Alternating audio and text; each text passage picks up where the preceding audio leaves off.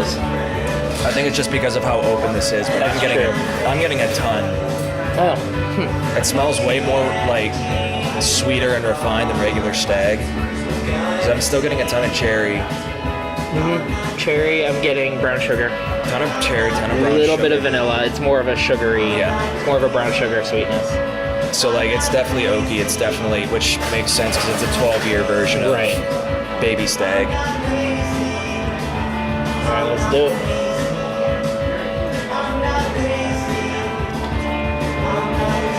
That Kentucky Hug.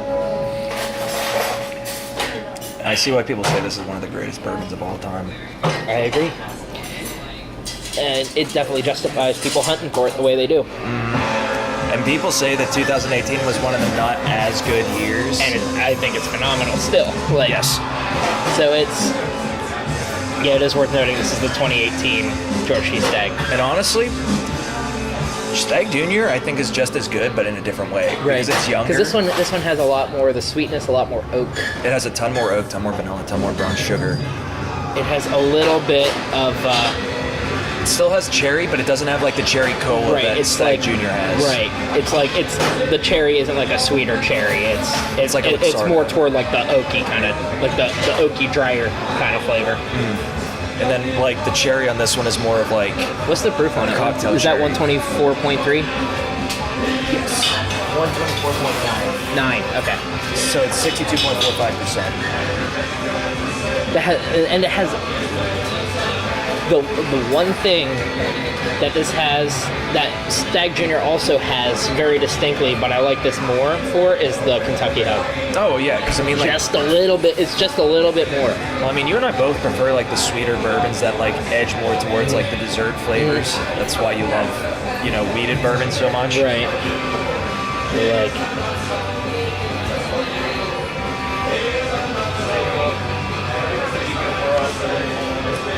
Definitely, as it airs a little bit, I get a little more oak. It has a little bit of a dry, like a drier, oakier finish. The sweetness is a lot more in the palate. There's a ton of sweetness in the palate, yes. This one definitely has like an oaky leather and tobacco finish, like reminiscent of an older whiskey. I almost get like what's it called? It's like it's the one it's like I don't want to say toffee, but it's like it's going that way, if that makes sense. I see exactly what you're saying. Maybe I get notes, like little hints of it. Because it's not like caramel, it's a little more it's like a coffee-like.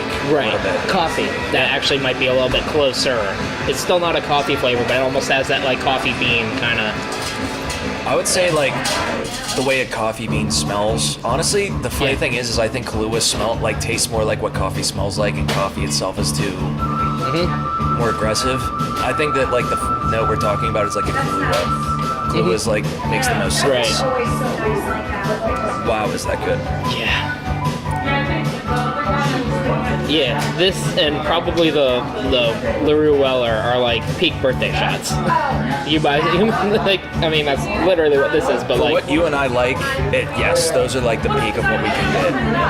I'm sure if you like Rise, the Sazeracs and the Thomas Handy. Honestly, I feel like I don't want to try this. Like I'll try the Sazerac 17, but it's not high on my list to try because I feel like Rise don't do well with a lot of age. Like the whole point of a Rise to have more of like the malt, having it be like malt forward and like spirit forward than it is oak forward. Like, would I say this is my favorite whiskey I've ever had? I don't know. I think it cracks the top 5, but the top 5 is so hazy that I don't think I could pick it definitively. Well, the problem is you can't really compare this to a daily drinker because this isn't a daily drinker. Right. But even like comparing it to like, the other barrel proofs, the Elijah Craig, even the Stagg, the Jack Daniel's Heritage Rye, even though that's a rye, you know what I mean?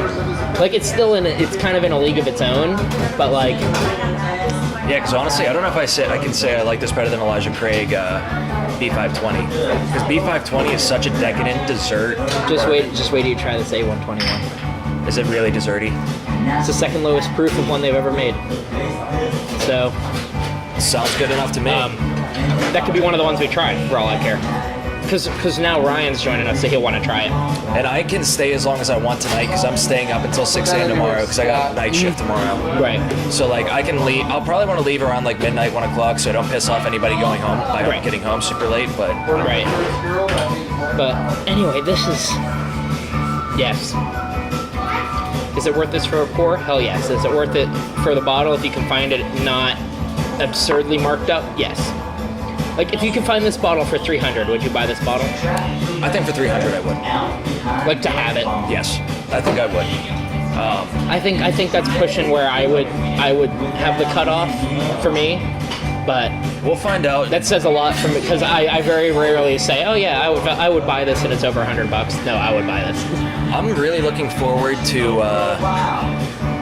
when Buffalo Trace gets brought up to like capacity because they just completed that new rack house. They're basically doubling their capacity, but we won't be seeing this until 12 years from now. I'm wondering how cheap it's going to be if there's like a bourbon drop off where people just stop buying bourbon because they get into something new. Right. Because I mean, watch Scotch be the next big thing again. Or watch people switch over to rum or gin. I think it's going to be tequila. I could see it being tequila. Honestly, a lot of the aged stuff is getting up there. Because it's the Clase Azul has gone up $50 since I've seen it. The Reposado went from 100 to 125. Now it's 150. I think it's going to be tequila because tequila, it doesn't need to age as long for the oak to do its thing because I mean, it's in Mexico. It's gonna 1 year is gonna do a ton. Right. Which whenever you taste that Don Julio Anejo I have, you'll see what I mean. Right. Here, I'm gonna cut this here.